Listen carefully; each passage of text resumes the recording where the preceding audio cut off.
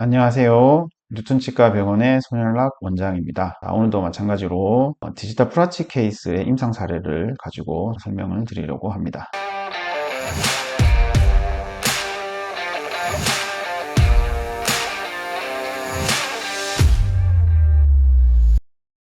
자, 오늘 저희가 볼 케이스는 위아래에 부분 틀니를 쓰고 계신 분들이 자기 차가 몇 개 있고 틀니를 쓰고 있는데 이제 이걸 바로 빼고 프라치 수술이 가능한지 여쭤보셔서 거기에 대한 사례를 저희가 했던 케이스 중에 골라서 설명을 해드리도록 하겠습니다. 환자분은 2024년도 3월 24일 날 처음 내원을 하셨는데요.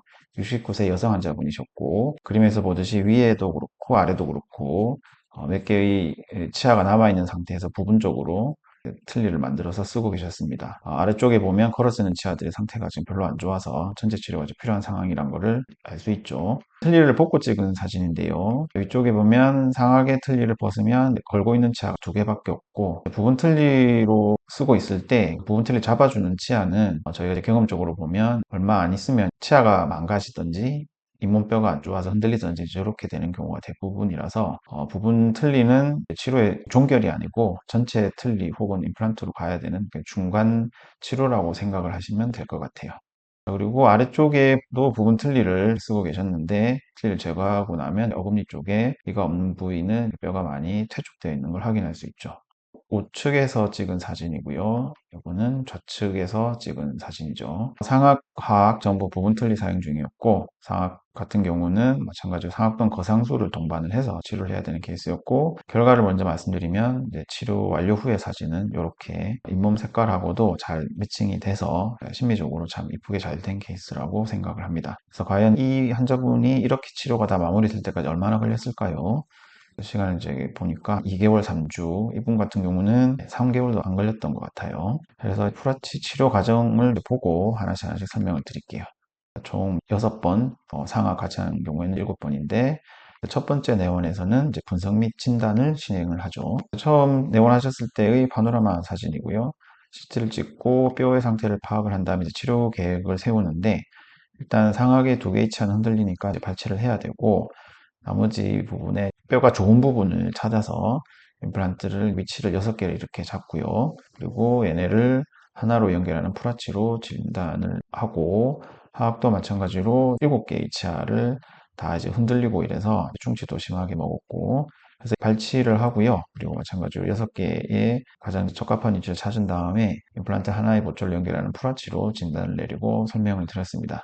환자분도 치료에 동의하셔가지고 이제 두 번째 CT 촬영 이후에 디지털 정보를 얻기 위해서 스캔을 하죠. 환자분을 가시게 되면 본격적으로 분석을 진행을 합니다. 먼저 상악의 분석은 최종 보철의 형태는 저 위치에 저런 크기로 진행을 하고요. 거기에 맞춰서 적합한 임플란트 식립 위치를 6군데를 저렇게 설정을 합니다. 그리고 각각 임플란트가 들어갈 부위의 뼈 상태를 보는데 상악동 거상술이 필요한 부분도 있고 발치한 부위에 발치 후 즉시 식립을 해야 되는 케이스도 보이죠. 여기에 보면 오른쪽에 위에 제일 뒤쪽 저만큼의 잔존골밖에 없으니까 상악동 거상술이 필요하고요. 그리고 반대쪽 왼쪽의 제일 뒤쪽 부위에도 저 부분도 잔존골이 임플란트보다 짧기 때문에 저만큼의 상악동 거상술이 필요하다고 진단이 됐습니다. 저기에 나와 있는 수치를 이용을 해서 상악동 거상술을 시행하게 됩니다. 진단한 대로 임플란트가 잘 식립될 수 있도록 수술 가이드를 만드는데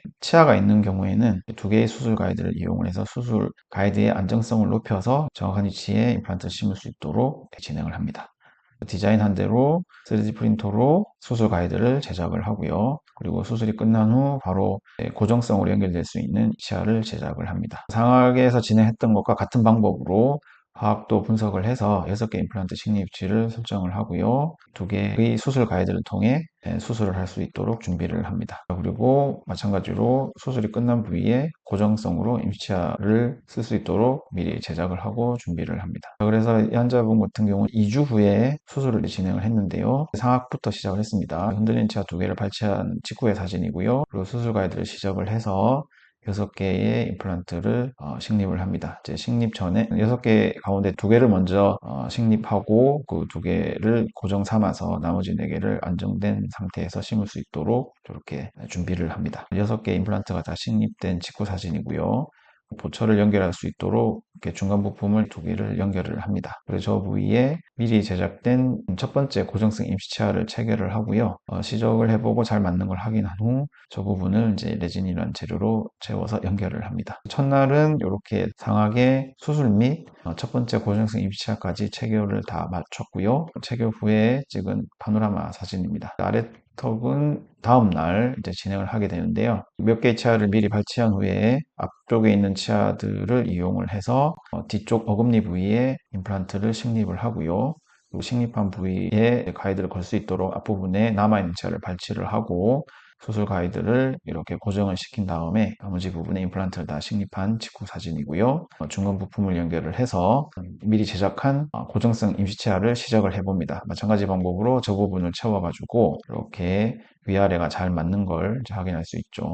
교환면에서 본 사진도 보면 첫 번째 임시치아지만 이분 같은 경우는 남아있는 치아를 빼고 수술도 계획한 대로 잘 들어갔기 때문에 첫 번째 보철도 잘 맞고 이제 요걸 이용하시면 틀니 쓰셨을 때랑 비슷하거나 혹은 더 좋은 상태로 이제 식사를 어느 정도 하실 수 있는 거죠. 그렇게 해서 전체 파노라마 사진을 보면 계획한 대로 위아래 다 수술이 잘 된 걸 확인할 수 있죠. 이분 같은 경우 보통 이제 하루나 이틀 후에 저희가 세 번째 내원을 하는데요. 두 번째 임시 치아를 제작하기 위한 준비를 하죠. 그래서 2일후에 봤더니 수술 부위가 깨끗이 아물고 있는 게 확인이 되고요. 그리고 아래쪽도 마찬가지로 염증 없이 잘 치유되고 있는 걸 볼 수 있습니다. 이분도 첫 번째 임시치아를 이용을 해서 내면을 인상제를 넣고 인기를 한 다음 스캔바디와 스캔지그를 끼우고 구강 밖에서 스캔을 해서 두 번째 깨끗한 임시치아를 제작하기 위한 준비를 합니다. 준비 기간은 대략 2, 3주 정도 걸리는데 이 환자 같은 경우 2주 후에 제작이 돼서 내원을 하셨습니다. 그래서 저희가 두 번째 임시치아를 미리 준비를 해 놓고요. 그리고 아래쪽 임시치아도 준비를 합니다. 그래서 2주 후에 오셨으니까 잇몸이 지금 점점점 잘 아물고 있는 걸 확인이 될 수 있고